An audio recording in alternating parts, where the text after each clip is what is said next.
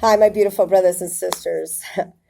Part 2 of I picked the 12 stones of Israel. Precious stones you are to her, and you are. Your children's children are coming into the land flowing with milk and honey. No sin. Stay on a straight line. Do not get distracted. Do not go out there and party. Nothing. And this is also bringing people with us into the promised land, because we were with the God of the dead, and we're going into with the God of the living. Now it says Revelation 13. On the east there were 3 gates, the north gates, and on the south was the 3 gates. The west side was the 3 gates. The wall of the city were the what? 12 foundations, and them were the names of the 12. And remember how they said apostles? I read to you. Do not get distracted, but look at what it says. In the names were the 12 apostles of the Lamb. Because it's daughters. You're referred as daughters. And remember the story about the rich man that went and grabbed that lamb from that poor man, that he had a daughter and raised him. She refers, it's a metaphor. She uses that. And go and look for that story of David. You know, when that rich man went and grabbed him and grabbed that lamb and gave it to this other rich man. And it says, man, he had raised that daughter just like with his daughters, just like if it was his own daughter. It's a metaphor. You're seen to her as daughters. So the apostles of the Lamb, that he had talked with me with the golden reed, measures in the city and the gates thereof and the wall thereof. The city lieth 4 square length, and the length was spreadeth, and his measure city was a reed 12,000 furlongs. The length that breadth was the height, and into the equal. He measured the wall thereof in 144 cubits, according to the measure in men.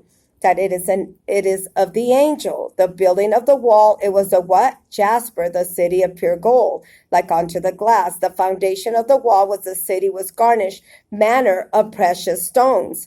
The first foundation was jasper, the second was sapphire, the third was chalcedony. Sorry, not to get in it. Sorry. The fourth was emerald. The fifth was sarnox. I think onyx. Yeah. And the 6th was sardis, the 7th was crystallite, the 8th was beryl, the 9th was topaz, the 8th was, I don't know how to say that, but it's sapphirus. The 11th was jasmine, and the 12th was amethyst, right? The 12 gates were the 12 pearls. Every several gate was 1 pearl. Every city, the pure gold, and it is transparent as glass. I saw no temple therein, but the Lord God Almighty and the Lamb are the temple of it. The city that had no need for sun, neither for the moon to shine in it, but the glory of the God did line in it. The Lamb was the light thereof, the nations of them that were saved to walk by the light of it. The kings of the earth do bring their glory and honor to it.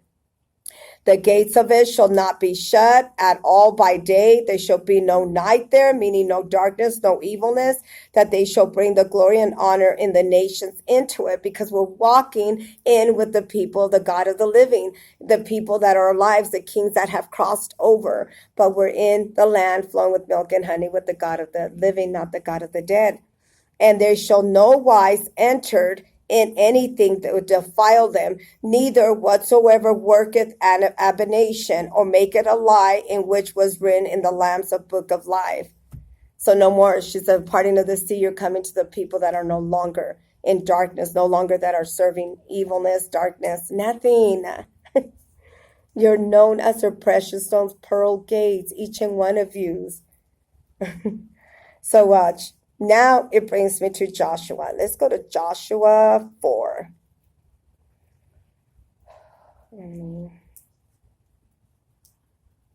Joshua was an amazing man. Okay, Joshua 4. So I'm going to start off at 1. And it tells you. And that also will close it at that, to get you to know that it's a woman's congregation. It tells you that in Joshua 8, Bible verse 35. It's Joshua and Yahweh and the daughters, the congregation of women and their children. It's you on the way into the promised land.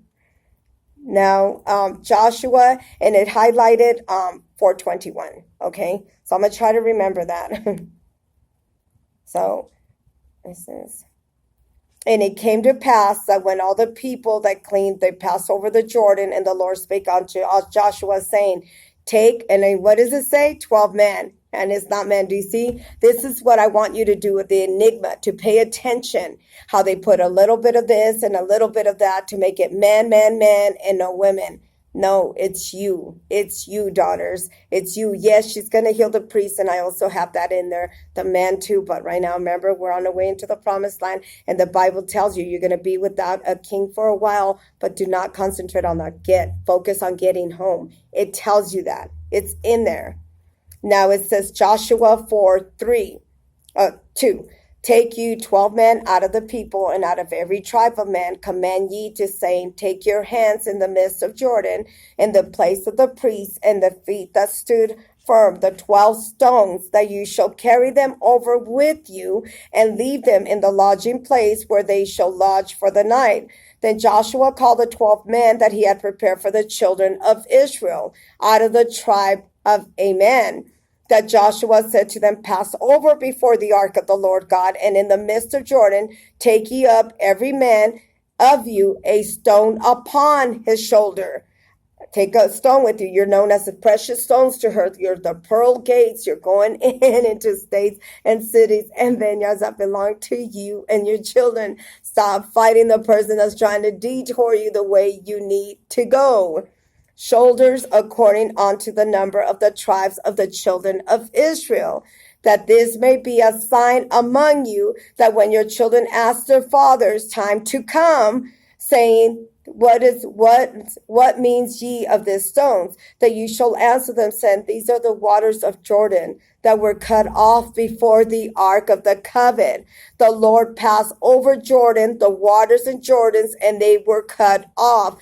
This stone shall be for memorial of the children forever. Because you were cut off, you were sent off. So this is to bring you out. That's a memory for you to know that you're on your way into the promised land. And the children of Israel did as Joshua commanded. They took up the 12 stones out of the midst of the Jordan, and the Lord, and they spake unto Joshua, according to the number of the tribes of the children of Israel, I carried them over them, and unto the place they lodged there down there. And Joshua set up 12 stones in the midst of the Jordan, placing their feet of the priests which they bear an ark of the covenant stood, and they were also unto this day. The priests which they bare the ark stood in the midst of Jordan until everything was finished. And the Lord commanded Joshua to speak to his people according to what Moses commanded. Joshua said the people hasted and passed over.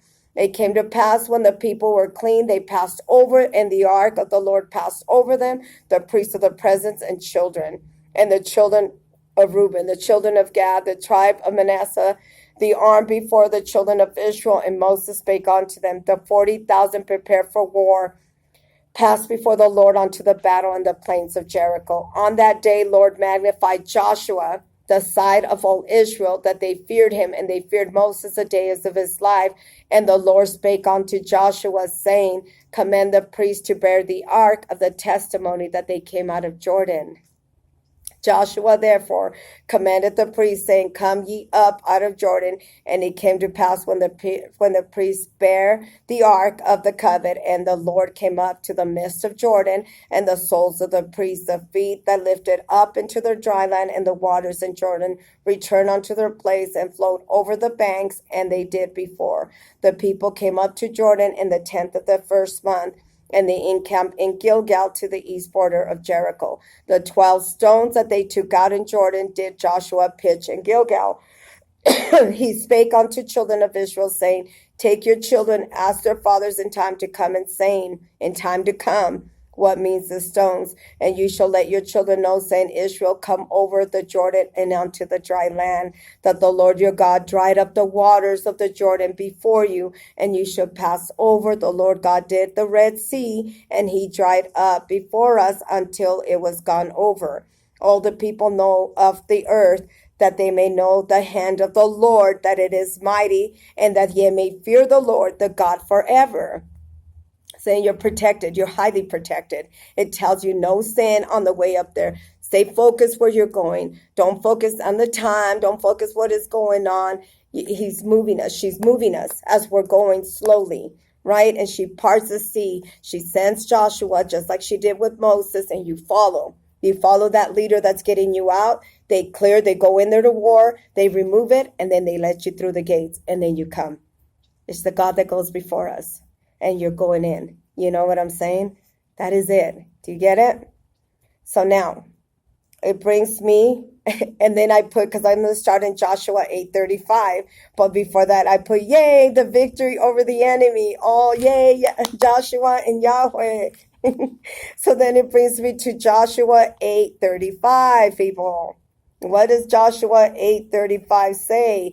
I want you to see it so you could understand how they sit there and they twist it so they could be man, and you don't know who you are, and you're fighting each other. You're not listening. You let a hireling come and detour your way, a blind leading a blind, only to detour your way, what you're really supposed to do. And this is even family. This is not, no, you think of your children, for God's sake. Now listen, John 8:35. What is Joshua 8:35. And this is exactly how it says it. What was Joshua doing? What was he doing, right? Getting you home? And this is what he says, right? Joshua 8:35. There was not a word of all that Moses commanded, which Joshua read not before. All the congregation of Israel, and with the women and the little ones and strangers that were conversant among them. You get it? It's you. It's you, but they have you distracted with whatever it is. Stop listening to other voice and listen, help me. Even when you don't know, direct me. And she does. And she does. What does the Bible stack up rocks? This is the boundary of makers, meant to be kept people out. Out of at least they ask permission before entering, and the function is to stack up the stones to serve as a memorial reminder. Remind that the story of Joshua leading the 12 tribes of Israel into the promised land. That's the stacking of the stones. And then she shows her power, and they're all like, don't mess with them. Death is going to come upon you, and it's true because you're highly protected. But also the people that are coming with us. How many people are you bringing into the promised land? And we're going away from the God of the dead and into the God with the living. This is it. She's parting the sea. That's what she's seeing, right? And then remember how in the beginning of this, I read to you about Mary Magdalene's bones, right? And when I look this information of the Da Vinci Code Christianity, it brings you back in there, and we all know she's a child of the Most Highest God. And then that prior said the Priory of Sion had hidden the bones of Mary Magdalene together with numerous documents proving that the truth at the right time. Okay, so I wanted to bring that up, and then it brings me to Matthew 23 to 15. Oh yeah, I have time.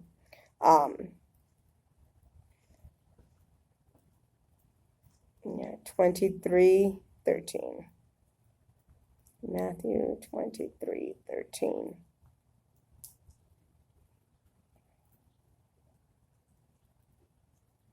And why am I reading this to you? Because I want you to understand what it meant that we were dry bones. We were dead because of sin. And then when we get into the promised land, we come back. But she's already breathing life into you. No sin, because then you perish. Then you have to prophesy to these bones, right?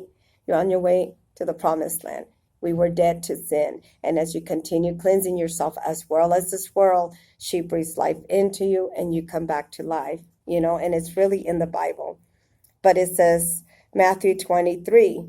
And listen to this. He said 13, Matthew 23:13. But woe unto you, scribes and Pharisees, hypocrites, that you shut up the kingdom of heaven against men, for you're neither yourself, neither suffer with them that are entering to go in. Woe unto you, scribes and Pharisees and hypocrites, that you devour widows' houses for the patience, for their long prayer, therefore you shall receive a greater damnation.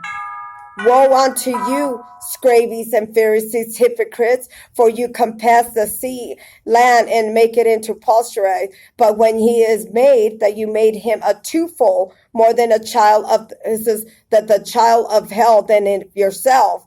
Woe to you, you blind guides, which say whatsoever shall swear by the temple is nothing, but whoever shall swear by golden temple, that he is a debtor. What does it say?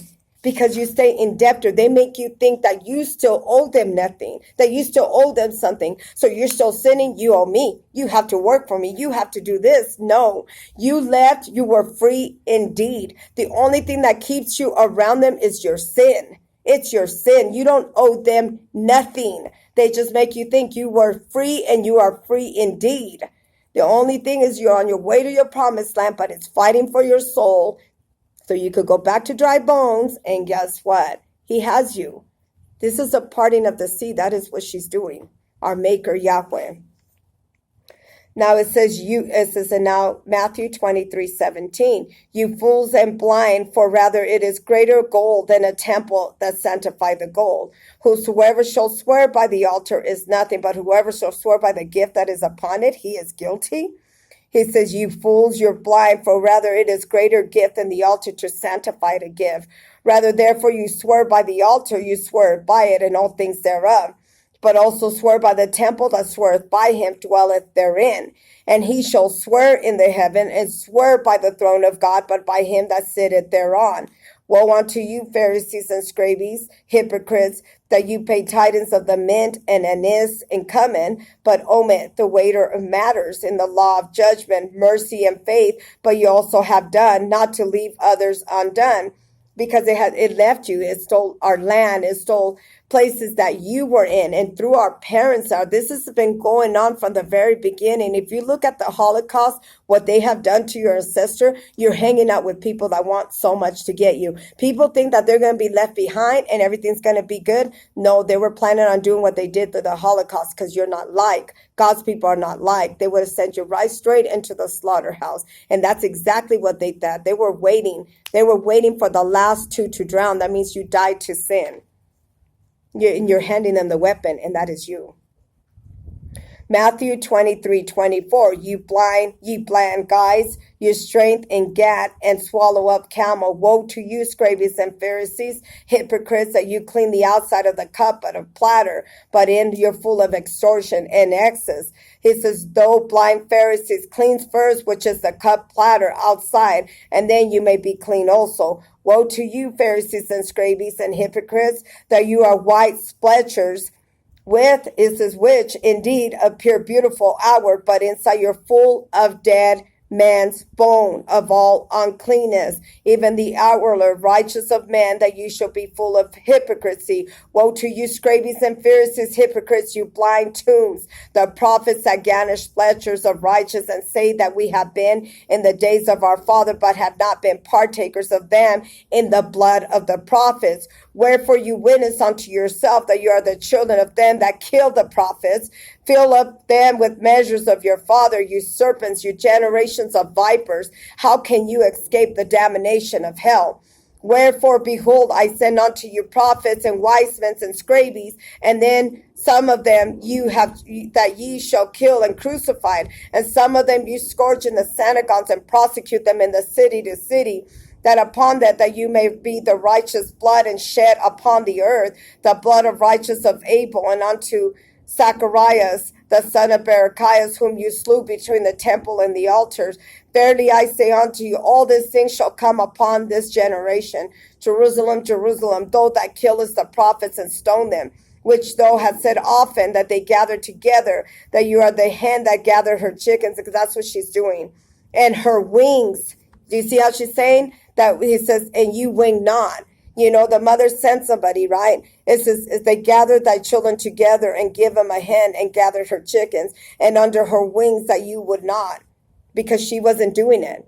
The one that they called the mother of all Jerusalem, she wasn't doing it. So she said, I send you somebody that's gathering, and she's bringing you, but you're not listening. You're not listening. You're going over there with what everybody's saying.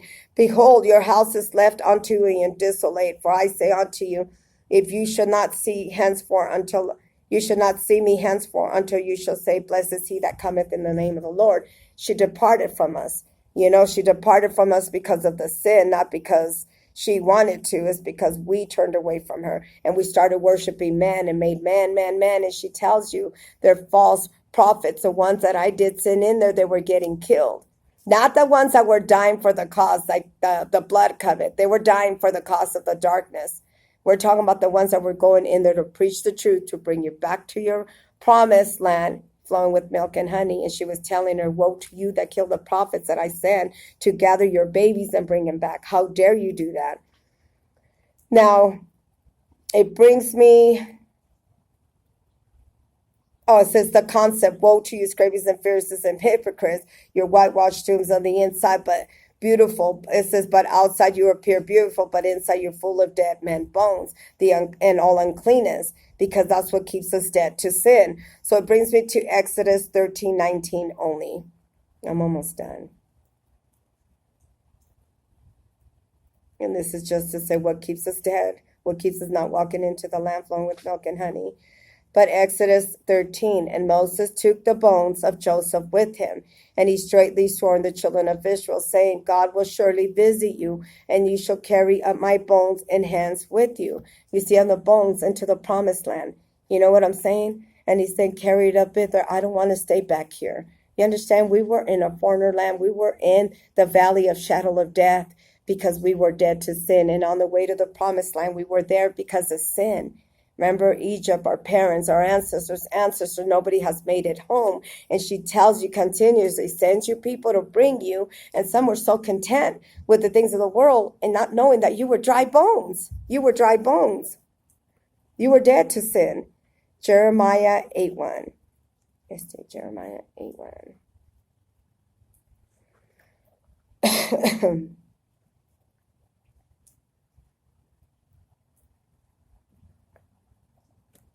It says, at the time said the Lord. This is Jeremiah 8:1. And at the time said the Lord, they shall bring out the bones of the kings of Judah, the bones of his prince, the bones of the priests, the bones of the prophets, the bones of the inhabitants, and it says of Jerusalem, and out of their graves. Do you get it? That's the way into the promised land, you know, and she's detouring you, and yet you want to go and run to the enemy for him to help you. He doesn't want to help you. He could act like it, but he's there to detour you away so you don't walk into your promised land, and you're handing him yourself. So now it brings me to Zechariah 3:1. I'm almost done here. 2 videos. Zechariah 3:1. And this is what I get, okay? And it tells you in here just like that, Joshua 3. And I say this because this is what Satan does for you as you're walking into the promised land. And mother's plucking you out. And it did that with Joshua to get us into the promised land. Zechariah 3:1. And he showed me Joshua, the high priest, standing before the angel of the Lord, and Satan standing on his right hand, resisting him. He's fighting for your bones. And you're not putting even much of a fight because you're still mad. You're fighting people that are actually trying to get you into the land flowing with milk and honey, and you're jealous. He has you right where he wants you. Ask God, the Creator Yahweh, to heal you. It says, and the Lord said unto Satan, the Lord rebuke thee, Satan, even the Lord that had chosen Jerusalem rebuke thee, that it is not the brand that plucked out of the fire. He said, isn't that he that plugged you out of the fire? And Joshua was clothed in filthy garments. And then that's what she's doing. And as you're going, and as you read the Bible, follow the 10 Commandments. This is not to his children, but to this whole world. She's healing you. She heals you on way until she does it into the promised land. And that is it. You know, hopefully that's able to help you understand that it is a congregation of 144,000, but also tells you people that are following us on the way. God is going to take care of them. God is taking care of this whole world. All she's doing is bringing you back in a covenant with her, and she's parting the sea. And as she parts the sea, then you come through and we move in again. That's what she does. She sends the people to go in there, take down the enemy. She does it, and then the children come through. This is where we're at, brothers and sisters. But hopefully I was able to understand, to help you understand how they try to cover it up to make it he, man. And it's you, the holy Jeriels, the bloodline. It's you. It starts with the daughters. You're the matrix. You're the royal bloodline. And that's why, it's only with the husband that they had brought us. But she said, if not, there's somebody new for us. And you just don't concentrate on that. Concentrate on having no sin, getting you and your children into the promised land, staying clean. And she moves you. She moves. And it might look almost the same to you, but it isn't. I think by now some of you have figured like different weather.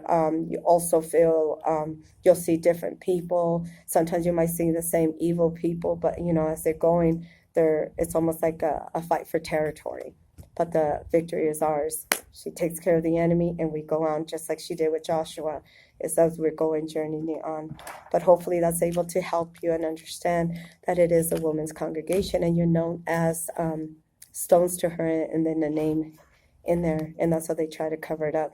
And there's also numbers when I went to go look it up. So you would have to do, like, say if it says number, you do Hebrew and then the number sign 136, Bible meaning. But it also, be careful, because it also tries to taint it to still make it look like it's man. But come on, it's in there. They just in there. It's an enigma, remember? They did it almost impossible for you to figure it out. They figured that'll never happen. But God said I wouldn't have allowed it. It wasn't going to. She's giving me the eyes to see, the ears to hear. There you go. And I'm going to do a sermon of other gods tomorrow. So I'm working on that. I'll do my little notes. And shalom, shalom. We'll see you mañana. Have a beautiful night. Happy Sabbath, Sabbath day. And amazing weekend. Shalom, shalom.